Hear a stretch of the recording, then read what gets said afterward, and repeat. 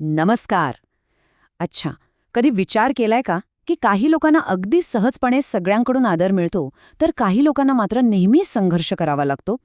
याचं उत्तर ना बहुधा त्यांच्या वागणुकीतच दडलेलं असतं. आज आपण याच विषयावर बोलणार आहोत.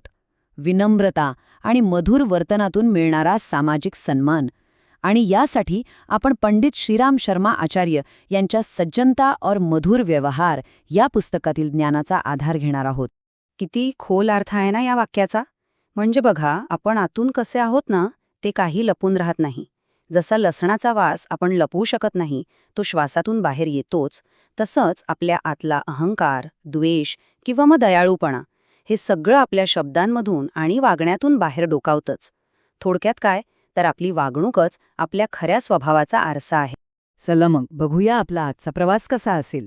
आपण सुरुवात करणार आहोत कठोर वागणुकीच्या समस्येपासून, मग विनम्रतेचं खरं सामर्थ्य काय आहे ते ओळखू, आणि शेवटी हे मौल्यवान गुण आपल्या रोजच्या आयुष्यात कसे आणायचे हे शिकू. तर मग पहिला मुद्दा, आपली वागणूक. खरं तर ती आपल्या आतल्या जगाची एक खिडकीच आहे, नाही का? आपण आतून शांत आहोत की अशांत, सकारात्मक आहोत की नकारात्मक, हे सगळं आपल्या प्रत्येक कृतीतून, प्रत्येक शब्दातून समोरच्याला कळत असतं. म्हणूनच आपला व्यवहारच आपल्या व्यक्तिमत्वाची खरी ओळख आहे. इथे बघा, दोन अगदी स्पष्ट मार्ग दिसतात आपल्याला. एक आहे कठोर व्यवहाराचा, जो अहंकारातून येतो आणि लोकांच्या मनात फक्त आणि फक्त तिरस्कार निर्माण करतो. आणि दुसरा आहे विनम्रतेचा, जो येतो दया आणि आदरातून आणि खरा सन्मान मिळवून देतो. उद्धटपणाने काय होतं, तात्पुरतं लक्ष मिळतं, पण कायमचा द्वेषच वाटायला येत.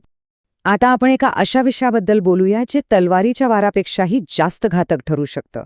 ते म्हणजे कटू शब्द. कधी विचार केलाय? तलवारीची जखम भरून निघेल, पण शब्दांची कधीच नाही. कारण कटू शब्द नाती आणि विश्वास कायमचे तोडून टाकतात. मनावर एक अशी जखम करून जातात जी कधीच भरत नाही. हे समजून घेण्यासाठी चला एक गोष्ट ऐकूया, ऋषी दुर्वासांची. दुर्वास ऋषी त्यांच्या तपः सामर्थ्यासाठी जितके ओळखले जायचे, तितकेच किंबहुना त्याहून जास्त ते त्यांच्या भयंकर रागासाठी कुप्रसिद्ध होते. एकदा त्यांची भेट झाली भक्तराजा अंबरीश यांशी. तर झालं असं की राजा अंबरीश यांच्या भक्तीवर प्रसन्न होण्याऐवजी एका अगदी छोट्याशा कारणावरून दुर्वास ऋषी इतके संतापले की त्यांनी राजाला शाप द्यायला सुरुवात केली. पण देवांनाही राग मान्य नसतो, नाही का? आणि म्हणूनच भक्त अंबरीश यांच्या रक्षणासाठी स्वतः भगवान विष्णूंनी आपलं सुदर्शन चक्र पाठवलं, जे दुर्वास यांच्या त्या अयोग्य क्रोधाची शिक्षा देण्यासाठी त्यांच्या मागे लागलं.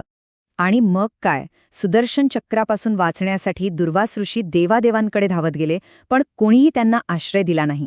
शेवटी त्यांना त्याच राजा अंबरीश यांच्या पाया पडून क्षमा मागावी लागली, ज्यांचा त्यांनी अपमान केला होता. तेव्हा कुठे त्यांची सुटका झाली.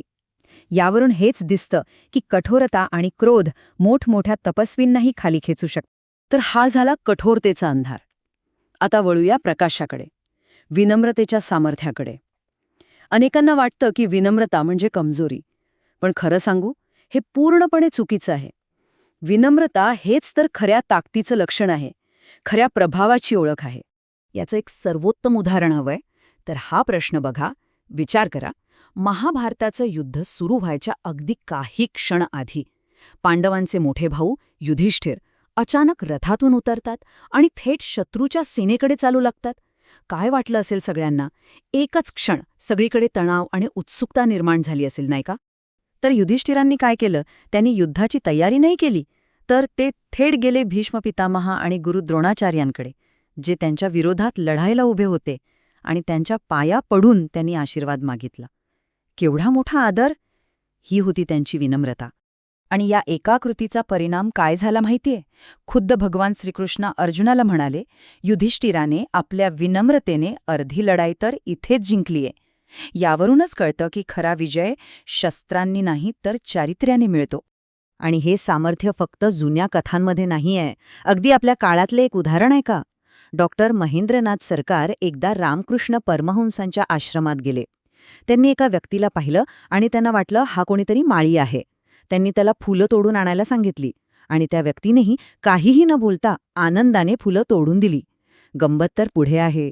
दुसऱ्या दिवशी डॉक्टर जेव्हा खऱ्या परमहंसांना भेटायला गेले, तेव्हा त्यांच्या लक्षात आलं की कालचा तो माळी दुसरा तिसरा कोणी नसून स्वतः रामकृष्ण परमहंस होते.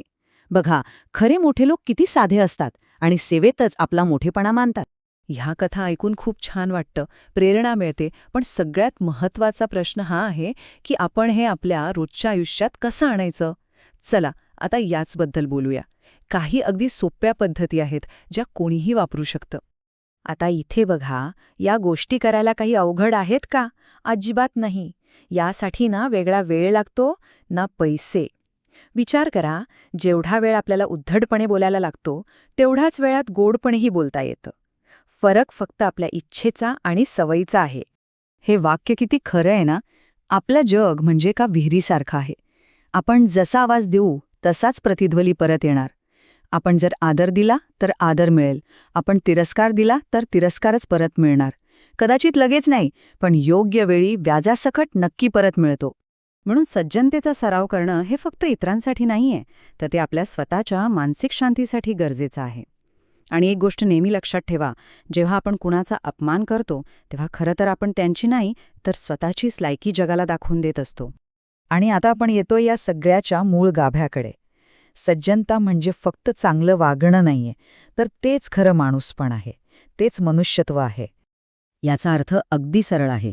सज्जनता हा काही पर्याय नाहीये, ती आपली ओळख आहे, माणूस असल्याची ओळख.